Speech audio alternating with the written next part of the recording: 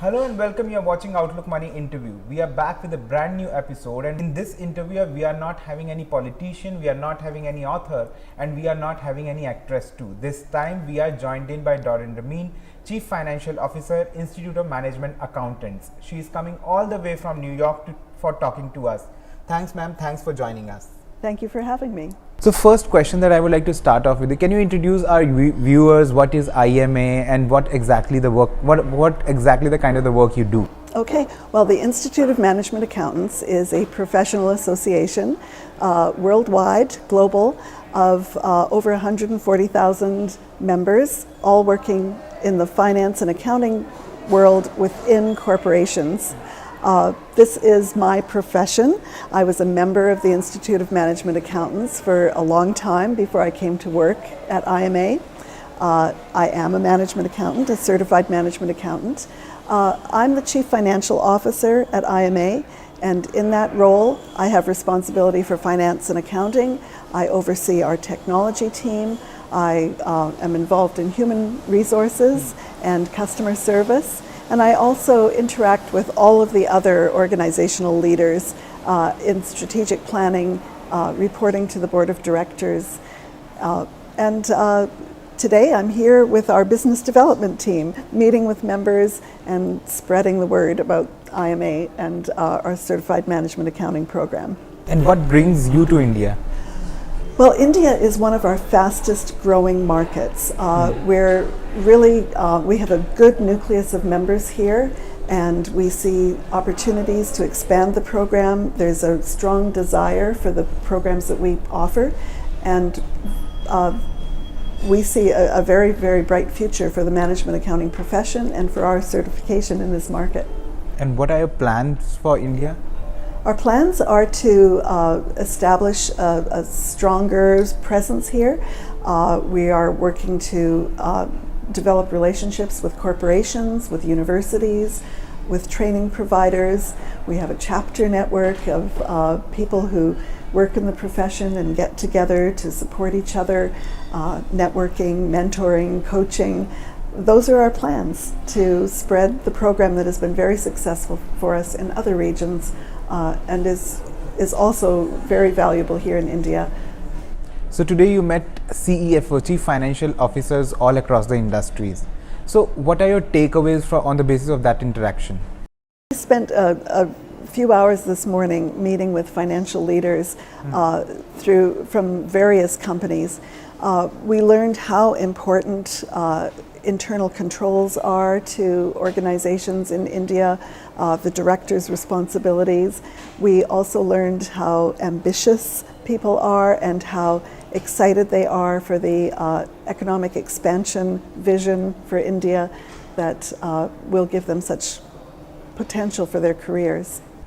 And can you talk about that how finance and accounting is going through a massive transformation in the world all across?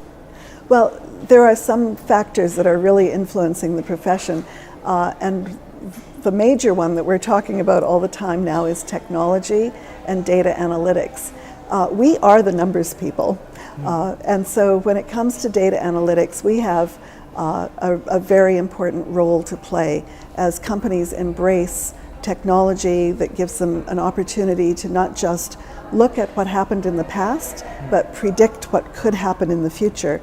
And that's where the fun is, that's where the excitement is, and that's what is changing the profession. We're being freed from the mundane transactional processing, and we have more opportunity to get involved in not just counting the wealth of an organization, but creating the wealth and creating the future, along with other organizational leaders. Amidst when the world is facing a set of challenges in terms of climate change, trade wars, how do you see how the finance and what kind of challenges the finance and accounting is grappling with? Well, there are two parts to that question. Climate change and other environmental factors. Our companies are being asked to get involved in corporate social responsibility initiatives and to provide integrated reporting. So there need to be controls over the reporting that is happening, and the finance team is best suited to provide that oversight and control. sustainability reporting is being integrated into financial reporting. This is a great opportunity and a very attractive opportunity for young people entering the profession. I think that people really want to be involved in helping to manage environmental change and helping to make sure that the companies they work for are embracing this opportunity. The other part of your question was about geopolitical activities. I think it's every management accountant's responsibility to be well informed, to watch the news, to read the publications, to understand how things are shifting in the world, and to help their companies prepare for those changes, to have mitigating factors in place in case things change outside of your favor, and to also be able to embrace opportunities as they open up. You need to be knowledgeable and well informed to be able to do that. So Doreen, do you think that how important it's for finance people to upskill themselves? Absolutely, very important. We refer to lifelong learning. You'll enter the profession with probably skills that you learned in your undergraduate curriculum, and those skills typically revolve around reporting and control, and recent graduates will have strong technical, analytical skills, but you need to continuously upskill to develop your skills in business operations and strategy, performance, and measurement, and also leadership skills. You must continually be developing those ethics skills. Now, these are the skills that are tested on the CMA exam.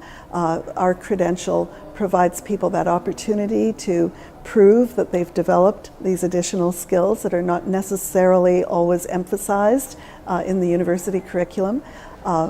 And always being on top of what's changing in the business world is a way that you will be able to advance in your career. And how, like we are seeing that disruptive technologies, with the emergence of disruptive technologies like artificial intelligence, what kind of threats these technologies are posing to finance and accounting? Well, we see opportunities. The threats are to people who don't embrace changes in technology, and the opportunities are there for people who understand what is changing and take advantage of that. The emerging technologies are fascinating. They are helping.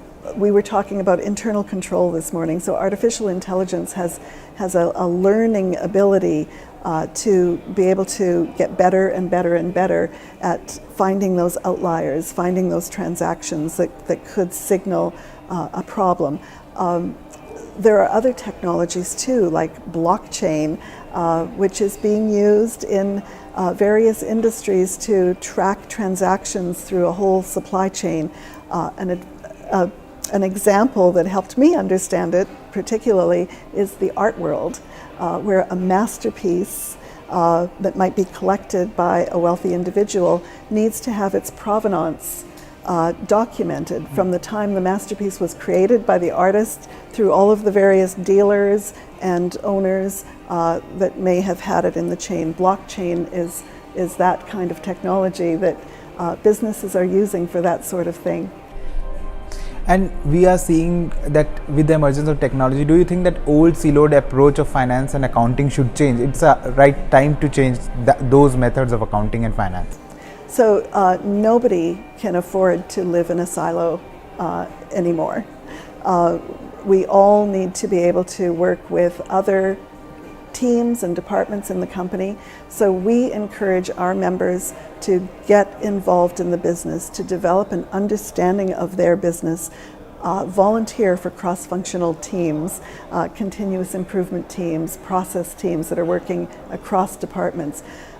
Get to know the people on the manufacturing floor, in the quality department, in sales, in marketing. Build that personal network within your company, because as you rise and those other young professionals are rising, you'll have that network of supportive friends in the company that will serve you very well. The finance team needs to be at the strategy table. Decisions need to be made on the basis of facts and not hunch.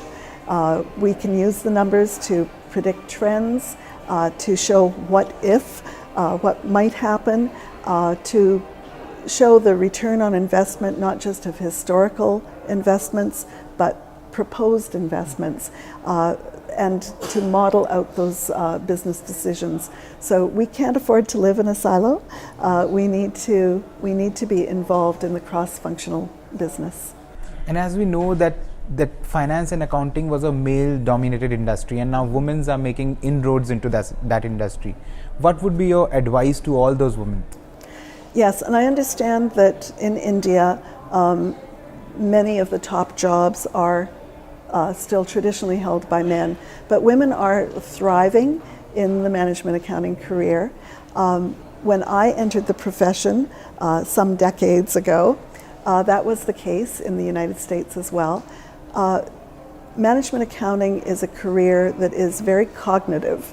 It's about what's in your head. It's not about brawn. It's not how strong you are. And so it's a perfect career for a woman to excel in if she has the right opportunities. So my advice to women who are entering the profession is to be courageous, to seek out those opportunities, to have confidence in themselves, and to be credentialed, because you need to prove that you have those skills. And so to have the right credential, the right certification, can really help to give other people confidence in your credibility.